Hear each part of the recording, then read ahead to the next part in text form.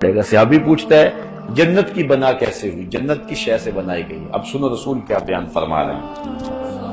اللہ اکبر۔ قال لابنۃ من ذهب ولابنۃ من فضہ، فرمایا کچھ اینٹیں سونے کی تھی، کچھ چاندی کی تھی۔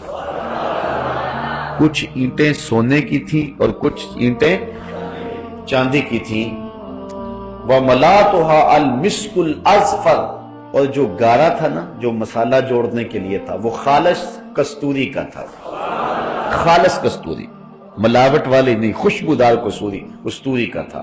وحسباؤها اللؤلؤ والیاقوت، اور جو بجری تھی وہ موتی اور ہیروں کی تھی۔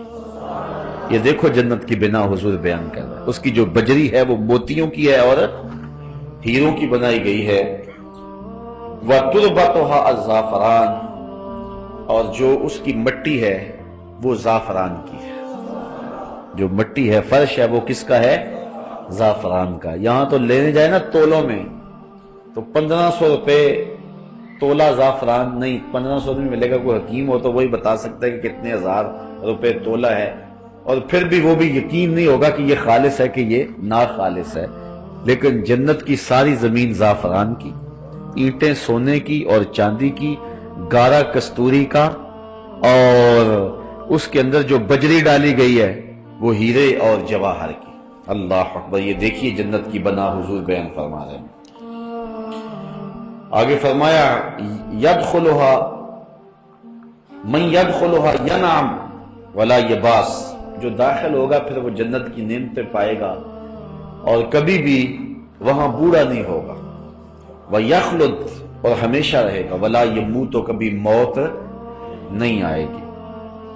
وَلَا يُبْلَى ثِيَابُهُمْ، کپڑے پرانے نہیں ہوں گے۔ وَلَا يُفْنَى شَبَابُهُمْ، جوانی ڈھلے گی نہیں، جوانی بھی قائم رہے گی، کپڑے بھی پرانے نہیں ہوں گے، بڑھاپا بھی نہیں آئے گا، موت بھی نہیں آئے گی، اور جنت سے نکالا بھی نہیں جائے گا۔ یہ کس شخص کو ملے گا؟ جو حضور کی نوکری کرے گا، جو حضور کی غلامی میں جیے گا، حضور کی غلامی میں مرے گا۔ یہاں تو کسی کی 2 کنال کی کوٹھی ہو نا تو وہ بہانے بتاتا پھرتا ہے کہ میں یار بڑے پیسے لگ گئے۔ کیا ہوا ہے؟ وہ یار 2 کنال کی کوٹھی شروع کر بیٹھا تھا، 3 کروڑ روپیہ لگ گیا۔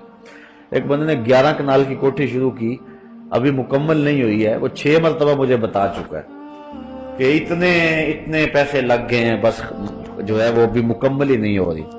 تو جس کے پاس 11 کنال کی کوٹھی ہو وہ تو پھولے نہیں سماتا کہ میرے پاس 11 کنال کی کوٹھی ہے، 10 کنال کی کوٹھی ہے، 1 ایکڑ کی کوٹھی ہے، 2 ایکڑ کی ہے، لیکن جنت کے محل یہ تو اینٹوں سے ہے نا، اور وہ بھی بڑا امیر بھی ہو، لیکن جو بنیادوں میں اینٹیں لگاتا ہے وہ کھنگر ہی لگاتا ہے، وہ اول اینٹ بنیادوں میں نہیں لگاتا۔ لیکن اللہ نے جنت میں جو محل بنایا ہے اس کی بنیادوں میں بجری نہیں، ہیرے بھرے ہیں اور موتی بھرے ہیں۔ اللہ اکبر۔ یا کہتے ہیں یار اوپر پلستر کاری دینا ہے نا تو 9 ایک کا مسالہ ڈال لو، وہ بھی کہتے ہیں 9 دابڑے ریت کے اور 1 دابڑا سیمنٹ کا۔ یار اوپر پلستر بھی تو کرنا ہی کرنا ہے نا، تو کوئی بات نہیں ہے، بڑی مضبوط ہو جائے گی، اور سریا بیم ڈالنا ہے تو 2 سریے کافی ہیں۔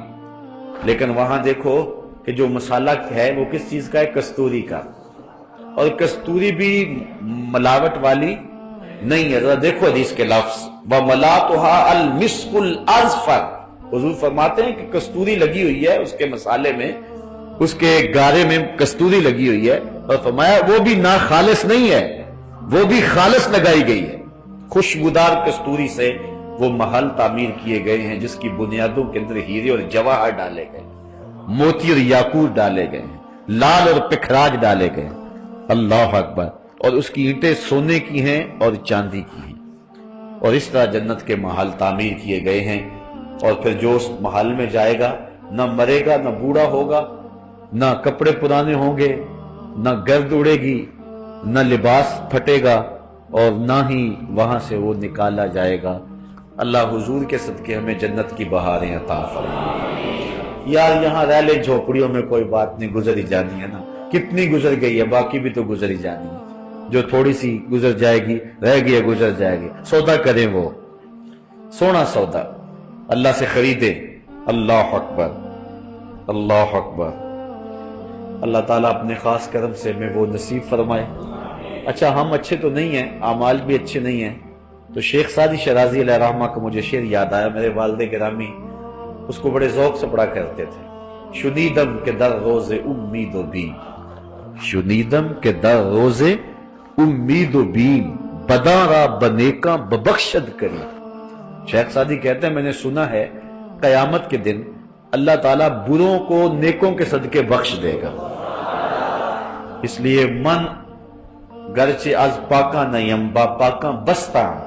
ایک شیخ کہتا ہے کہ میں اگرچہ پاک نہیں ہوں لیکن پاکوں کے ساتھ جڑا ہوا تو ہوں نا، میں حضرت شاہ نقش بند بخاری کی لڑی سے وابستہ تو ہوں نا، اس لیے اللہ میرے اوپر کرم فرما دے گا۔ کبھی آپ نے دیکھا ہے گلدستہ جو بازار میں بکتا ہے پھولوں کا، تو اس کو جو باندھا ہوا ہوتا ہے وہ تو گھاس سے باندھا ہوا ہوتا ہے، تو جو قدر و قیمت ان پھولوں کی ہے وہی گھاس کی ہو جاتی ہے۔ شیخ سعدی نے یہاں ایک اور مثال دی، فرماتے ایک دن میں حمام میں گیا تو میں نے مٹی سونگھی تو اس سے خوشبو آ رہی تھی، میں نے کہا تو مشک ہے یا عنبر؟ اس نے کہا میں مٹی ہوں، لیکن جمال ہم نشی در من اثر کر بگر نہ من ہما خاکم کے ہستم، میں چند دن پھول کی جڑوں میں بیٹھی رہی ہوں اور میرے ہم نشی کا جمال میرے اندر تاثیر کر گیا ہوں، تو اوقات کی مٹی، ذات کی مٹی، لیکن پاکوں کی سنگت اور صحبت اور پھولوں کی خلوت اور پھولوں کی جلوت نصیب ہو گئی اور میرے من میں خوشبو بس گئی۔ اس لیے اللہ والوں کی صحبت اور نیک لوگوں کی سنگت اور ان کے ساتھ نسبت انشاءاللہ مٹی کو بھی قیمتی کر دے گا اور ہماری خاک بھی ٹھکانے لگ جائے گی۔ اللہ اپنے کرم سے، اپنے فضل سے ہمیں اپنی رحمتوں کا حصار اور سایہ نصیب فرمائے۔ وَأَنْهُ، اور انہی سے یعنی حضرت ابو ہریرہ سے ہی ایک دوسری روایت ہے، قال قال رسول اللہ صلی اللہ علیہ وسلم ما فی الجنت شجرۃ الا وساقها من ذهب، رواہ ترمذی۔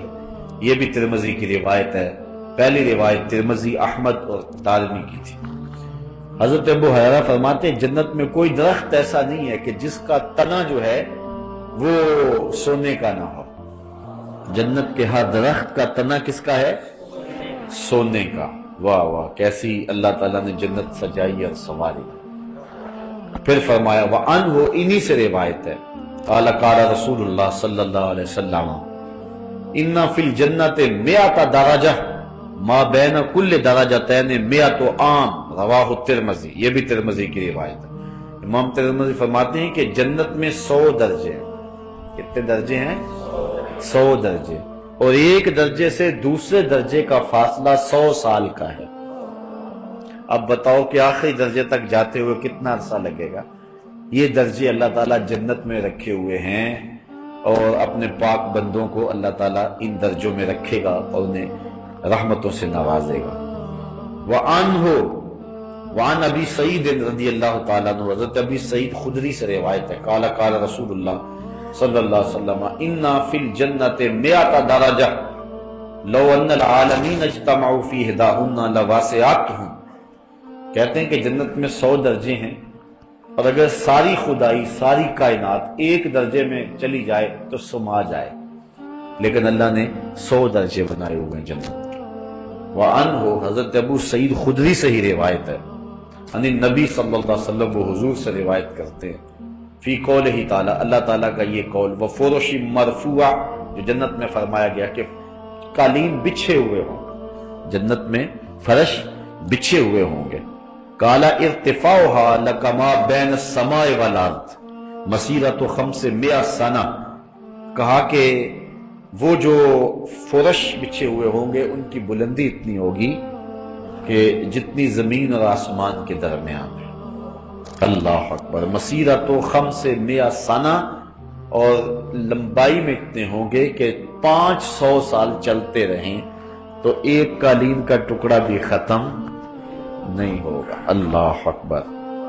وعنہ، انہی سے روایت ہے، اور یہ روایت بڑی خوبصورت، قال قال رسول اللہ صلی اللہ علیہ وسلم ان اول زمرۃ يدخلون الجنہ یوم القیامہ ضوء وجوہہم علی مثل ضوء القمر لیلۃ البدر۔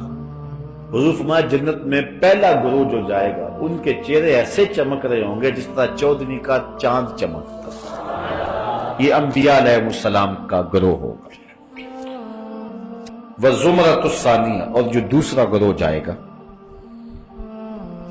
علی مثل احسن کوکب دری فی السماء، تو وہ ایسے ان کے چہرے چمکتے ہوں گے جس طرح آسمان پر جو ہے وہ روشن ستارہ چمکتا ہے۔ لکل رجل منہم زوجتان، اور ہر شخص کی مخصوص دو بیویاں ہوں گی۔ ویسے تو 70 حوریں بھی دی جائیں گی دنیا پر جو اس کی ازواج ہیں، اگر اعمال صالح ہوئے ان کے تو ایمان کے ساتھ اس دنیا سے چلی گئی تو وہ بھی جنت میں جائیں گی، لیکن اس کے علاوہ مخصوص دو بیویاں اس کو عطا کی جائیں گی۔ علی کل زوجۃ 70 حلہ، ہر زوجہ نے 70 لباس پہنے ہوئے ہوں گے۔ کتنے لباس پہنے ہوں گے؟ 70 لباس۔ یرا مخ ساقہا من برائہا، اور ان کی پنڈلی کے اندر ہڈی اور ہڈی کے اندر جو گودا ہے وہ 70 لباسوں سے بھی جھلک رہا ہو، یعنی اس قدر اس کی سفیدی اور اس قدر جو ہے اس کی چمک اور اس کی روشنی اور اس کی نورانیت ہوگی۔ اس کو بھی امام ترمذی نے اپنی سند کے ساتھ روایت کیا۔ وعن انس، حضرت انس سے روایت ہے، قال یؤتی المؤمن فی الجنۃ قوۃ کذا و کذا من الجماع، قیل یا رسول اللہ اوا یتیک ذلک، قال یؤتی قوۃ 100۔ حضور نے فرمایا جنت میں مومن کو قوت دی جائے گی اتنی مردانہ قوت۔ قیل یا رسول اللہ اوا یتیک ذلک، عرض کی حضور کیا وہ طاقت رکھے گا؟ قال یؤتی قوۃ، فرمایا ہاں اس کو طاقت اس کی دی جائے گی 100، یعنی جس طرح کہ 100 آدمیوں کی قوت ہے اس طرح ایک مومن کو جنت میں یہ قوت اور طاقت دی جائے گی۔ وعن سعد بن ابی وقاص، حضرت سعد بن ابی وقاص روایت کرتے ہیں ان النبی صلی اللہ علیہ وسلم، حضور سے، انہو کہتے ہیں حضور نے فرمایا، قال لو انا ما یکل ظفر مما فی الجنت بدأ لتا زخرفت له ما بین خوافق السماوات والارض ولو ان رجلا من اہل الجنت اطلع فبدأ صابره لطمس ضوءه ضوء الشمس کما تطمس الشمس ضوء النجوم، رواہ الترمذی۔ حضور نے فرمایا کہ جب آدمی کے ناخن ہوں تھوڑے سے تو کچھ میل وغیرہ ناخن میں پھنس جاتی ہے، وہ جو جنتی کے ناخنوں کے نیچے چیز ہوگی وہ میل تو نہیں ہوگی، وہ تو مشکی ہوگی نا، وہاں میل تو ہوگی، تو وہ اتنی قیمتی ہے۔ یعنی جنتی کی باقی نعمتیں تو ہیں جو صرف ناخنوں کے نیچے جو میل آپ سمجھ لیں وہ جنت کی وہ اتنی قیمتی ہے۔ ما یکلو ظفر مما فی الجنہ بدا لتز خارفت لہو ما بین خوافق السماوات والارض، فرماتے اگر وہ چھنک دے نا، وہ ایسے کر دے اور وہ نکل کے گرے، آسمان اور زمین تک جتنی جگہ ہے حتیٰ کہ زمین و آسمان کی جڑیں بھی روشن ہو جائیں، اب بتائیے کہ کتنی قیمت ہے اس کی۔ اللہ اکبر۔ اور آگے فرمایا وَلَوْ أَنَّ رَجُلًا مِّنْ أَهْلِ الْجَنَّةِ اطَّلَعَ فَبَدَأَ صَابِرُهُ، اور جنتی اگر اپنے کنگن ظاہر کر دے، یہ دنیا کے اوپر مردوں کے لیے لباس جو ہے زیور جائز نہیں ہے، صرف عورتوں کے لیے جائز ہے، مرد کو زیور کی ضرورت نہیں ہے، لیکن قیامت کے دن جنتیوں کو سونے چاندی کے کنگن پہنائے جائیں، آراستہ کیا جائے گا، رب ناز دیکھے گا، دنیا کے اوپر تم نے تکلیفیں اٹھائی تو کنگن پہنائے جائیں گے، اگر اس جنتی کے کنگن ظاہر ہو جائیں لَطَمِسَ ضَوْءُهُ ضَوْءَ الشَّمْسِ، اللہ اکبر، تو سورج کی جو روشنی ہے ختم ہو جائے۔ کس طرح؟ فما کما تطمس الشمس ضوء النجوم، جس طرح سورج چڑھتا ہے نا تو ستارے غائب ہو جاتے، اصل ستارے غائب نہیں ہوتے، ستاروں کی روشنی نظر ہی نہیں آتی کیونکہ سورج اتنا غالب ہوتا ہے۔ یہ کتنی روشنی ان کی نظر آ رہی ہے، یہ ٹیوب لائٹ ہے، یہ باہر جو جل رہی ہے، اگر سورج چڑھ جائے تو دن کو یہ لائٹیں آپ جلائیں باہر دھوپ میں تو وہ جلتا ہوا بلب کو روشنی دیتا ہے، روشنی دیتا ہے، لیکن سورج کی روشنی اتنی غالب ہوتی ہے کہ ہمیں نظر نہیں آتی۔ وہ زیرو کے بلب جتنا بھی چمکتا ہوا نظر نہیں آتا، کیونکہ غالب ہوتا ہے سورج۔ اسی طرح آسمان پہ ستارے ہوتے ہیں، لیکن جب سورج چمک جاتا ہے تو وہ ستارے نظر نہیں آتے ہیں۔ جس طرح سورج چمکے تو ستارے نظر نہیں آتے، تو حضور نے فرمایا اگر جنتی کا کنگن ظاہر ہو جائے تو سورج بھی نظر نہ آئے، اتنی روشنی پھیل جائے، اتنا اجالا ہو جائے۔ اللہ اکبر کبیر۔ وعن ابی ہریرہ قال قال رسول اللہ صلی اللہ علیہ وسلم، حضرت ابو ہریرہ سے روایت ہے، یہ بھی امام ترمذی اور سنن دارمی نے روایت ہے۔ حضور نے ارشاد فرمایا اہل الجنت جرد مرد کہلا لا یفن شبابہم ولا یبلا ثیابہم، جنتی جرد اور مرد ہوں گے، یعنی جوان ہوں گے اور داڑھی اور مونچھیں نہیں ہوں گی، پورے جسم کے اوپر کہیں بھی کوئی بال نہیں ہوگا سوائے سر کے بالوں کے، ابرو کے بال ہوں گے، سر کے بال ہوں گے، چونکہ اگر یہ بھی نہ ہو تو بدصورتی ہوتی ہے۔ باقی یہ بازوؤں کے اوپر، ٹانگوں پہ، باقی اعضائے بدنیہ کے اوپر جو بال ہیں، داڑھی کے بال، یہ کچھ بھی نہیں ہوگا، بال کوئی نہیں ہوگا، صرف چند انبیاء علیہ السلام کی داڑھی ہوگی اعزاز و تکریم کے لیے، باقی سارے لوگ جو ہے وہ جرد اور مرد ہوں گے، جوان ہوں گے اور ریش نہیں ہوگی، کہلا اور آنکھوں میں قدرتی سرمے کی دھاریاں لگی ہوئی ہوں، لا یفنا شبابہم اور شباب ڈھلے گا نہیں، ولا یبلا ثیابہم اور کپڑے بھی پرانے نہیں ہوں گے۔ اس پر ایک اور حدیث دیکھ لیں، حضرت معاذ بن جبل روایت کرتے ان النبی صلی اللہ علیہ وسلم قال، حضور نے ارشاد فرمایا یدخل اہل الجنت الجنت جردا مردا مکحلین ابناء ثلاثین او ثلاث و ثلاثین سنۃ، رواه الترمذی۔ حضور فرمایا جنتی جنت میں جب داخل ہوں گے تو بے بال ہوں گے، جوان ہوں گے، آنکھوں میں قدرتی سرما لگا ہوا ہوگا، 30 سال کی عمر ہوگی، اور ثلاثین و ثلاثین یا 33 سال کی عمر ہوگی۔ زیادہ لوگوں کا قول یہی ہے کہ حضرت عیسیٰ علیہ السلام جب آسمان پہ اٹھائے گئے تھے تو ان کی 33 سال عمر تھی، 33 سالہ جوان ہوں گے، لیکن 33 سال کے اندر جا کر کچھ آثار بڑھاپے کے پیدا ہونے لگ جاتے، لیکن ایسا نہیں ہوگا، لیکن عمر 33 سال کے لگ بھگ ہوگی، جرد اور مرد ہوں گے، بڑھاپے کے آثار نہیں ہوں گے، کپڑے جو ہیں وہ پرانے نہیں ہوں گے، چھوٹے نہیں ہوں گے، سرما لگا ہوا ہوگا۔ اللہ اکبر۔ تو اس حالت کے اندر جو ہے جو بھی جنت میں جائے گا، اگر کوئی بوڑھا بھی ہے تو جنت میں جوان ہو کے جائے گا۔ اس لیے ایک عورت آئی حضور کے پاس، بوڑھی خاتون، عرض کی حضور میرے لیے دعا کرو میں جنت میں چلی جاؤں۔ فرمایا بوڑھی عورتیں جنت میں نہیں جائیں۔ اچھا اس نے رونا شروع کر دیا، فرمایا نہیں بوڑھی عورت تو جنت میں جا ہی نہیں سکتی، اس نے اور رونا شروع کر دیا۔ پھر آقا مسکرائے، فرمایا جو بھی جائیں گی جوان ہو کے جائیں گی، بوڑھی کوئی نہیں جائے گی۔ تو یہ حضور کا مزہ تھا جو حضور کبھی کبھی فرما لیا کرتے تھے۔ تو اس لیے یہاں اگر کسی کو گھٹنوں سے اٹھا نہیں جاتا اور کمر میں درد رہتا ہے، سر میں شدید درد ہے، پولیو کا مارا ہوا ہے، دکھوں کا مارا ہوا ہے، بڑے دکھ ہیں، تکلیفیں ہیں، لیکن جنت میں نہ کوئی تکلیف، نہ کوئی پولیو، نہ کمر درد، نہ سینے کا درد، نہ کوئی مرض، نہ کوئی بیماری۔ آج تو کسی کے کپڑے بیچارے کے پھٹے پرانے، اس دن ایسا نہیں ہوگا، کپڑے بھی نئے، لباس بھی خوبصورت، چہرہ بھی خوبصورت، چاند بھی شرمائے، سورج بھی شرمائے۔ اللہ اکبر۔ تو یہ جنت اللہ تعالیٰ نے اپنے بندوں کے لیے تیار رکھی ہے، اور بندوں کس طرف لگے ہوئے ہو؟ اللہ کہتا ہے میں نے جنت تمہارے لیے سجائی ہے، تم تصور بھی نہیں کر سکتے جو میں نے وہاں تمہارے لیے بنا دی ہے۔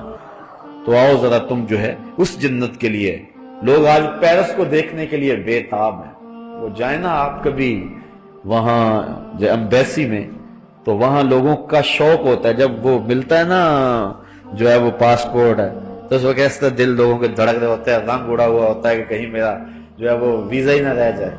اور پھر جب وہ کھولتے ہیں تو پھر اگر ویزا نہیں لگا ہوتا تو میں نے دیکھا کہ لوگ ایسے گر پڑنے لگے، اور جن کا لگا پھر وہ خوشی سے آنسو ان کے آ رہے ہوتے ہیں، جی ویزا لگ گیا یار، پیرس کا ویزا لگ گیا تو خوشی میں پھولے نہیں سمائے، تو پھر کیا مزہ ہوگا جن کا جنت کا ویزا لگ گیا، تصور بھی نہیں ہو سکتا۔ اس کے لیے اپلائی کر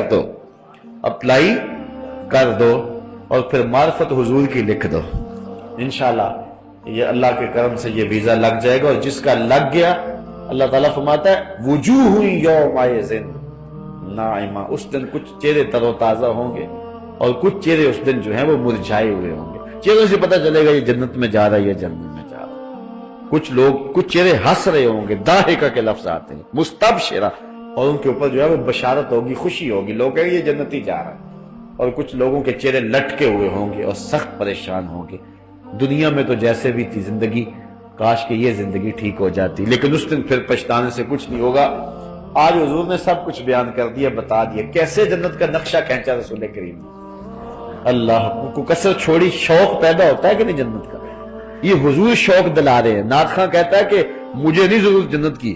عجیب بات ہے تجھے، میں ایک عاشق رسول کو دیکھا مدینے میں، تو وہ بڑا غصے میں تھا، وہ ایجنٹ پر میں نے کہا جی میرا ٹکٹ نہیں لگ رہا ہے۔ میں نے کہا یار تم تو کہتے ہو کہ مدینے کے بغیر جی نہیں لگتا، مدینے میں جی نہیں اب لگ رہا تمہارا۔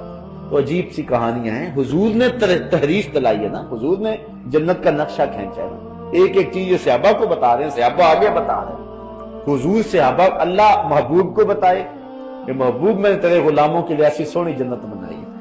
محبوب آگے اپنے غلاموں کو بتائیں، غلاموں آئے ہیں دکھ تمہیں، بدر میں تکلیفیں سہی ہیں تم نے، احد میں تم نے تکلیفیں سہی ہیں، لیکن حوصلہ رکھو، تمہارے لیے رب نے بڑا کچھ بنایا ہوا ہے۔ اور پھر صحابہ آگے تابعین کو بتائیں، تابعین آگے تبع تابعین کو بتائیں، وہ آگے پھر بتائیں، وہ آگے بتائیں، وہ آگے بتائیں۔ اچھا اب آگے کہتے ہیں ہمیں لوڑ ہی کوئی نہیں جنت کی۔ عجیب بات ہے، تمہیں نہیں ہوگی، ہمیں تو بڑی لوڑ ہے، ہم تو جائیں گے جنت میں انشاءاللہ، ہمیں تو آرزو ہے، اس لیے کہ ہمارے آقا بھی تو جنت میں ہی ہوں گے نا، اس لیے حضور بھی وہاں ہوں گے۔ حضرت شیخ شہاب الدین سہروردی سے آپ کے ایک مرید نے سوال کیا۔ مرید پوچھتا ہے حضرت کہ اس دنیا میں سب سے افضل جگہ کون سی ہے؟ شیخ فرمانے لگے بیٹے وہی جگہ جہاں حضور تشریف فرما، یعنی مدینے کی وہ مخصوص جگہ جہاں جلوہ فراز۔ تو کہا پھر ہم جنت کی آرزو کیوں کرتے ہیں؟ ہم جنت کی آرزو کیوں کرتے ہیں؟ شیخ نے نہیں کہا کب ہم کرتے ہیں، اساں جنت کی کرنی ہے، شیخ نے نہیں کہا۔ کہنے لگا بیٹا جب حضور یہاں ہے دنیا پہ تو یہ جگہ افضل ہے، جب جنت میں جائیں گے تو جنت افضل ہوگی، اس لیے تو ہم جو ہے وہ حضور کے پیچھے پیچھے، جدھر جدھر حضور ہوں گے ہم بھی حضور کے پیچھے پیچھے۔ تو اس لیے یہ ہماری آرزو ہے اور یہ دعا مانگا کرو کہ اللہ جنت عطا فرمائے۔ جو کہتا ہے کہ مجھے لوڑ نہیں، مرضی اس کی، لیکن ہمیں جنت چاہیے، چونکہ اس جنت کی تحریث ہمیں حضور نے دلوائی ہے، جنت کی تحریث ہمیں حضور نے دی ہے۔ اب حضرت اسماء بنت ابی بکر رضی اللہ تعالی عنہ، حضرت ابو بکر صدیق رضی اللہ تعالی عنہ کی صاحبزادی نے بھی حدیث بیان فرمائی ہے، ذرا وہ بھی سنیں، چونکہ آج کل حضرت ابو بکر صدیق کے ایام چل رہے ہیں، لہذا کیسا گھر تھا، گھر کی بیٹیاں بھی حضور کی حدیثیں بیان فرماتی۔ حضرت اسماء رضی اللہ تعالی عنہ بنت ابی بکر قالت، فرماتی ہیں سمیت رسول اللہ، کہتی ہیں میں نے بھی حضور سے سنا ہے، کیونکہ حضور ان کے گھر آیا کرتے تھے، اور پھر ان کی سکی ہمشیرہ حضرت عائشہ رضی اللہ تعالی عنہ، یہ حضور علیہ السلام کی زوجہ محترم تھی اور یہ ادھر بھی جایا کرتی تھی۔ پھر مدینے کی عورتوں نے عرض بھی کیا تھا حضور سے، عرض کیا حضور ساری موجیں مرد ہی اڑا رہے ہیں، ایک دن ہمارا بھی مقرر کر دے، ہمیں بھی کچھ عطا فرمایا۔ پھر حضور نے ہفتے میں ایک دن خواتین کے لیے مقرر فرمایا تھا، کسی مقام پہ عورتیں جمع ہوتی تھی اور حضور جا کے انہیں ارشادات فرمایا کرتے تھے، اس لیے صحابیات نے ڈائریکٹ حضور سے سنا ہے۔ حضرت اسماء رضی اللہ تعالیٰ عنہ فرماتی ہیں سمیت رسول اللہ صلی اللہ علیہ وسلم، میں نے حضور سے سنا، وَذُكِرَ لَهُ سِدْرَةُ الْمُنْتَهَا، حضور کے سامنے سدرۃ المنتہا کا ذکر کیا گیا، سدرۃ المنتہا کا ذکر کیا گیا۔ قَالَ يَسِيرُ الرَّاكِبُ فِي ظِلِّ الْفَنَنِ مِنْهَا مِئَةَ سَنَةٍ، تو حضور نے ارشاد فرمایا سدرہ ایسی ہے کہ جس پر 100 سال اگر کوئی سوار چلتا رہے تو ختم نہ ہو۔ وَيَسْتَظِلُّ بِظِلِّهَا مِئَةُ رَاكِبٍ، یا حضور نے یہ فرمایا کہ اس کے سائے میں 100 سوار جو ہیں وہ بیٹھ جائیں تو اس کا سایہ ان کے لیے کافی ہو۔ شک کا راوی فیا، راوی کو شک ہوا ہے کہ حضور نے وہ کہا تھا یا یہ کہا تھا۔ فیہا فراش الذہب کأنّا تمرہا الکلال، اس میں جو ہے وہ چمکدار پتنگیں ہیں، فراش کہتے ہیں یہ جو شمع کے گرد نہیں ہوتے وہ پتنگے ستنگے، وہ کیا کہتے ہیں اسے، پروانے. تو فرمایا کہ اس کے اوپر جو ہے وہ چمکدار جیسا سونا چمکتا ہے، اس طرح کے پروانے. اور وہ پروانے کون سے ہیں؟ فرشتے.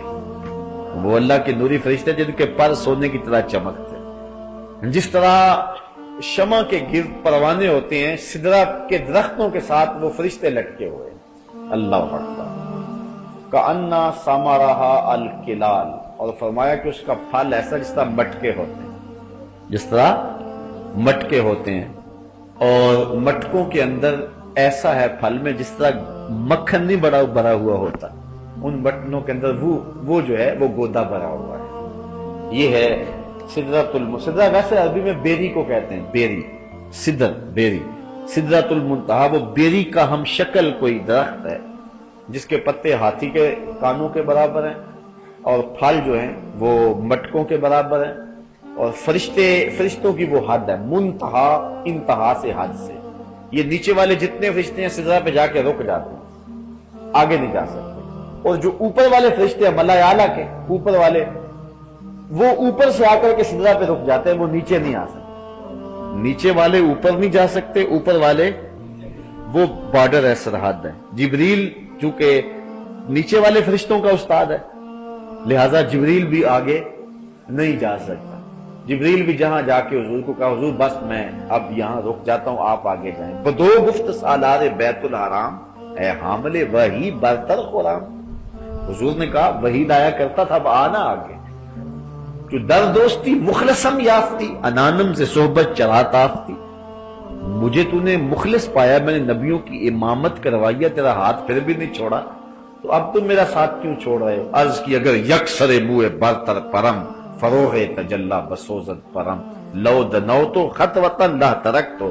اگر میں ایک بال بھی آگے بڑھوں تو جل کے راکھ ہو جاتا ہوں. جبریل بھی رک گئے، نور بشر دا جھگڑا چلیا تے سدرہ تے جا کے گل مک گئی. کوئی فلک تے رہ یار گیا، کوئی جا سدرہ تے ہار گیا. ایک کالیاں زلفاں والا سی جڑا عرش تو بھی لنگ پار گیا. آگے معراج کا موسم آ رہا ہے، شاید آج کل چاند چڑھ گیا، آج شاید چڑھ جائے معراج کا چاند. شکر ہے کہ چلو معراج کی ابتدائی شیر سے ہو گئی، آج نہیں تو کل تو چڑھ ہی جائے گا انشاءاللہ. تو انشاءاللہ اس شیر کو یاد رکھیں. کوئی فلک تے رہ یار گیا، کوئی جا سدرہ تے ہار گیا. ایک کالیاں زلفاں والا سی، ایک سونے چہرے والا سی جڑا عرش تو بھی لنگ پار گیا. پھر کہاں تک گیا؟ اعلیٰ حضرت سے پوچھئے. خرد سے کہہ دو کہ سر جھکا لے، گماں سے گزرے گزرنے والے، یہاں خود پڑے ہیں جہت کو لالے. کوئی کیا بتائے کدھر گئے تھے، سراغ عین و متا کہاں تھا، نشان کیف و الا کہاں تھا. نہ کوئی ساتھی نہ کوئی راہی، نہ سنگ منزل نہ مرحلے تھے. کمان امکان کے جھوٹے نکتوں، تم اول و آخر کے پھیر میں ہو. محیط کی چال سے تو پوچھو کدھر کو آئے کدھر گئے تھے. وہی ہے اول، وہی ہے آخر، وہی ہے ظاہر، وہی ہے باطن. اسی کے جلوے اسی کو ملنے، اسی سے اس کی طرف گئے تھے. کمان حیرت میں سر جھکائے، عجیب چکر میں دائرے تھے. کہاں تک گئے جہاں کسی کا گمان بھی، کوئی حد ہے ان کے عروج کی. بلغ العلاب کمالہ.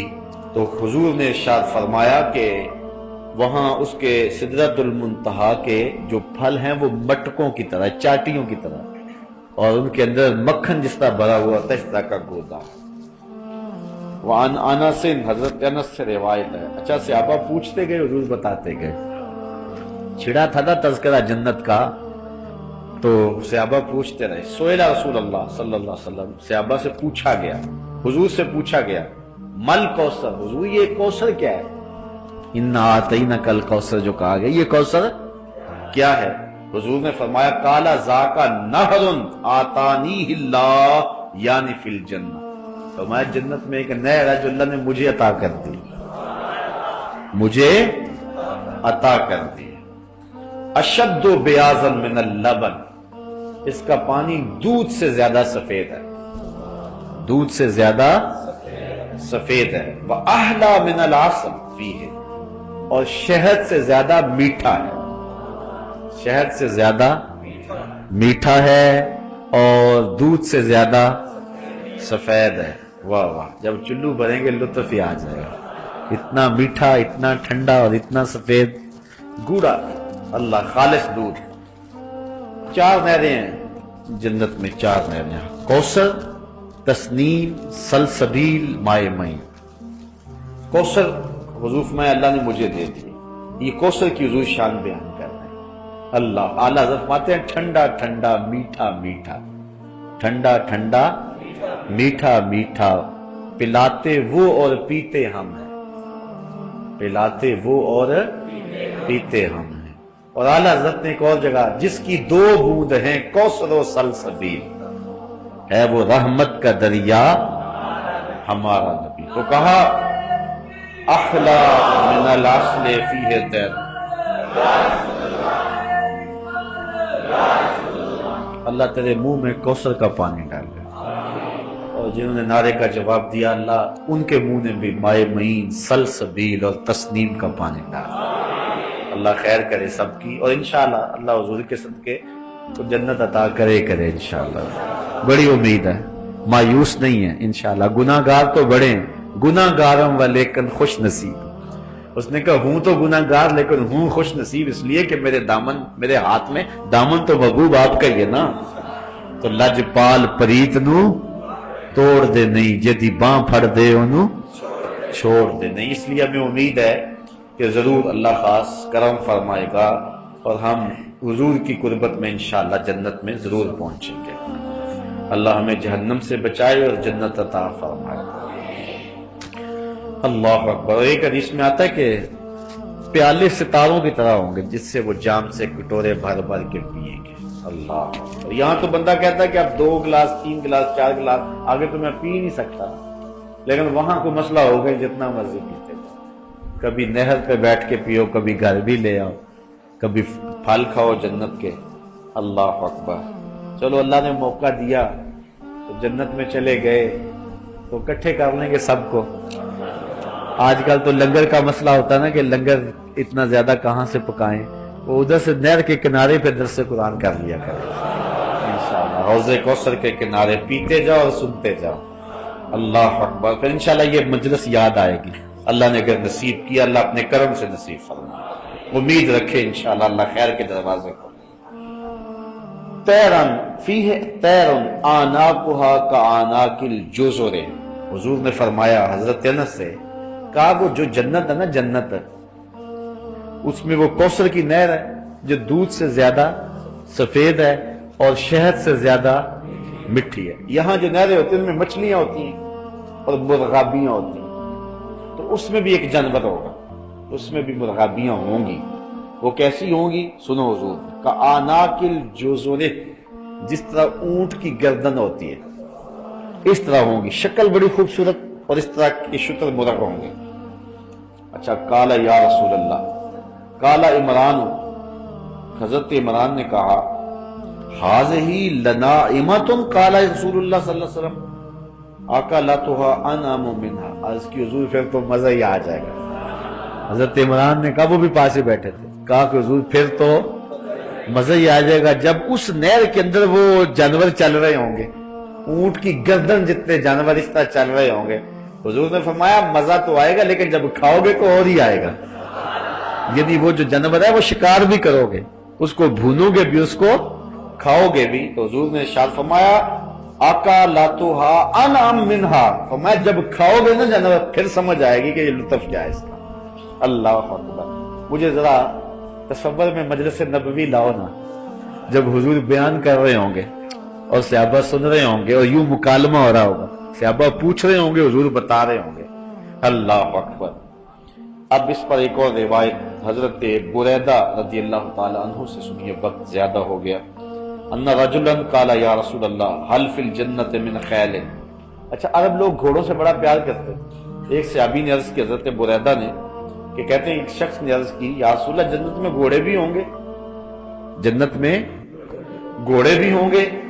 قال ان اللہ ادخلک الجنہ فلا تشاء ان تحمل فیہا علی فرس من یاقوت یاقوتۃ حمراء یطیر بک فی الجنہ، کہ اللہ نے چاہا تو جنت میں گیا نا تو سرخ یاقوت کا بنا ہوا گھوڑا تجھے ملے گا جس پر بیٹھ کے تو جنت میں اڑے گا بھی، صرف دوڑے گا نہیں، وہ فضا میں پرواز بھی کرے گا۔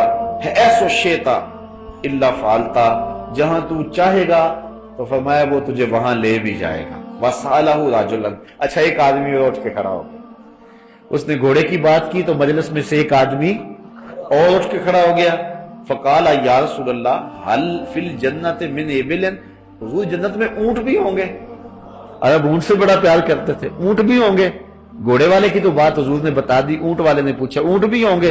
حضور نے ارشاد فرمایا سنو، قالا فلم یکن لہ ما قال لصاحبہ، اللہ اکبر، فلم یکن لہ ما قال لصاحبہ، جو گھوڑے والے کو حضور نے کہا نا وہ اونٹ والے کو نہیں کہا، حضور نے وہی جواب اس کو نہیں دیا، بلکہ کیا کہا؟ فقالا ان یدخلک اللہ الجنہ، اگر اللہ تجھے جنت میں داخل کرے، یکن لک فیہا مشتہت نفسک ولذت عینک، حضور نے صرف یہ نہیں کہا کہ تیرے لیے وہاں جو ہے وہ اونٹ ہوگا، کہا اگر تو جنت میں گیا نا اونٹ کیا جو بھی چاہے گا ہوگا، جو بھی، اگر خان صاحب کا پروگرام بنانا کہ پہرا دینا یہاں تو وہاں فرمایا جائے گا چل ان محلوں کا تو پہرا بھی دے لے، پہرے کی بھی ڈیوٹی لگا ہی دی جائے گی، جو چاہے گا اللہ تعالیٰ وہ پورا فرمائے گا۔ اور اگر ان کا یہ جی چاہا کہ کوئی درس قرآن ہی ہو جائے اور میرے ہاتھوں میں چٹے ہوں اور میں ایک ایک دروازے کو کھٹکھٹاؤں تو پھر اللہ یہ آرزو بھی ان کی پوری کر دے گا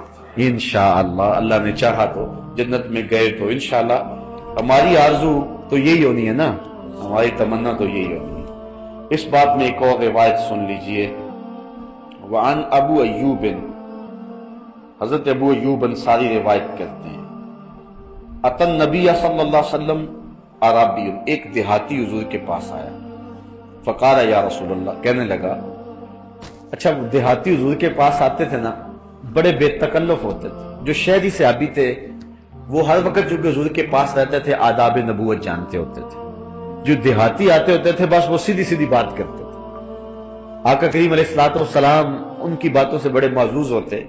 صحابی فرماتے کبھی کبھی کوئی دیہاتی آتا نا تو حضور کو پکڑ کر نا یہاں کپڑے سے تو کھینچتا اور کھینچ کے پوچھتا، یہاں تک کہ حضور کا کندھا نظر آتا، ہمیں اس پہ غصہ تو بڑا آتا اس نے کیا کیا ہے، ساتھ خوش بھی ہوتے چلو حضور کا کندھا تو دیکھ لیا نا، حضور کے کندھے کی بغلوں کی زیارت تو کر ہی لی ہے، اس کے اس انداز سے اس کے بھولے پن سے ہمارا بھی تو کام بن گیا ہے۔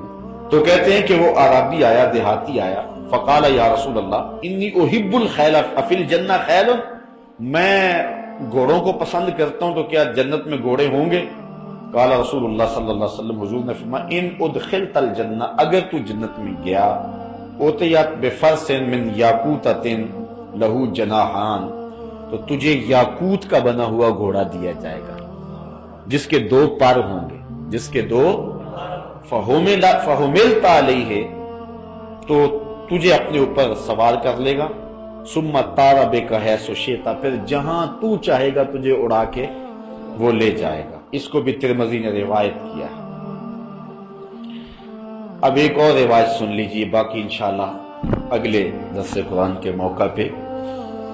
حضرت بریدہ ہی روایت کرتے ہیں، یہ روایت بڑی ٹھنڈ ڈالنے والی روایت ہے، اور میرے والد گرامی رحمت اللہ تعالی علیہ بڑی کثرت کے ساتھ یہ روایت بیان کیا کرتے تھے اور بڑے خوبصورت نکتے بیان کیا کرتے تھے۔ اب وقت سمٹ گیا، اب اس پر میں تھوڑی سی گفتگو کرتا ہوں۔ کہتے ہیں کہ حضور نے ارشاد فرمایا، قال قال رسول اللہ، کس نے ارشاد فرمایا؟ رسول اللہ نے، حضور نے ارشاد فرمایا۔ کیا ارشاد فرمایا؟ سنو، اہل الجنت 20 و 100 صف، حضور فرمایا جنت میں 120 صفیں ہوں گی۔ کتنی صفیں ہوں گی؟ 120 صفیں ہوں گی، بڑی لمبی، لاکھوں کروڑوں میلوں لمبی ہوں گی، لیکن ہوں گی 120۔ اچھا، 80 منہا من ھذہ الامہ، ان 120 صفوں میں جو 80 صفیں ہیں فرمایا وہ میری امت کے لیے ہوں گے، 80 صفیں میری امت کے لیے وَأَرْبَعُونَ مِن سَائِرِ الْأُمَمِ، اور باقی 40 حضرت آدم علیہ السلام سے لے کر حضرت عیسیٰ تک جتنی امتیں، سب کی امتوں کی صفیں کتنی ہوں گی؟ 40۔ اور حضور کی اکیلی امت کی کتنی صفیں ہوں گی؟ جو پوری امت کو مشرک بنا دینے لگے ہیں، مجھے بتائیں وہ بھر لیں گے 80 صفیں؟ جو قبروں پہ گیا وہ بھی مشرک، جس نے نبی کا وسیلہ مانگ لیا وہ بھی مشرک، جس نے یا رسول اللہ کہہ دیا وہ بھی مشرک، جو پوری امت کو 14 صدیوں سے لے کر کے ان کے شرک کے فتوے سے کوئی نہیں بچتا۔ سیدھی سادی بات ہے، سادہ سا استدلال میرے والد گرامی کیا کرتے تھے، کہتے تھے یہ پوری دنیا کو جو مشرک بنا رہے ہیں یہ بھر لیں گے 80 صفحے بھر لیں گے، ان سے تو ایک بھی پوری نہیں ہو سکتی، 2.5 ٹوٹل تو ہیں۔ تو ان 80 صفوں کو کون بھرے گا؟ ان 80 صفوں کو حضور کے نوکر ہی بھریں گے نا، حضور کے غلام ہی بھریں گے نا۔ تو حضور نے فرمایا 120 صفیں کل ہوں گی، 80 صفیں میری امت کی ہوں گی، باقی 40 صفیں 1 لاکھ اور کئی ہزار نبیوں کی امتوں کی۔ اللہ اکبر، پیش حق مجدہ شفاعت کا سناتے جائیں گے، آپ روتے جائیں گے، ہم کو ہنساتے جائیں گے۔ وسعتیں دی ہیں خدا نے دامن محبوب کو، جرم کھلتے جائیں گے اور وہ چھپاتے جائیں گے۔ اس لیے باغ جنت میں محمد مسکراتے جائیں گے، پھول رحمت کے گریں گے، ہم اٹھاتے جائیں گے انشاءاللہ۔ اللہ نے چاہا حضور کے صدقے سے اللہ ہمیں اچھے عمل کرنے کی توفیق دے، کہ جس جنت کا نقشہ حضور نے کھینچا ہے اللہ ہمیں وہ جنت نصیب فرمائے، اور اللہ جس جہنم کا ذکر ہوا اللہ اس جہنم سے ہمیں محفوظ فرمائے، اس کے کرم سے ممکن ہے اللہ اپنی رحمتیں دے۔ وآخر دعوانا ان الحمد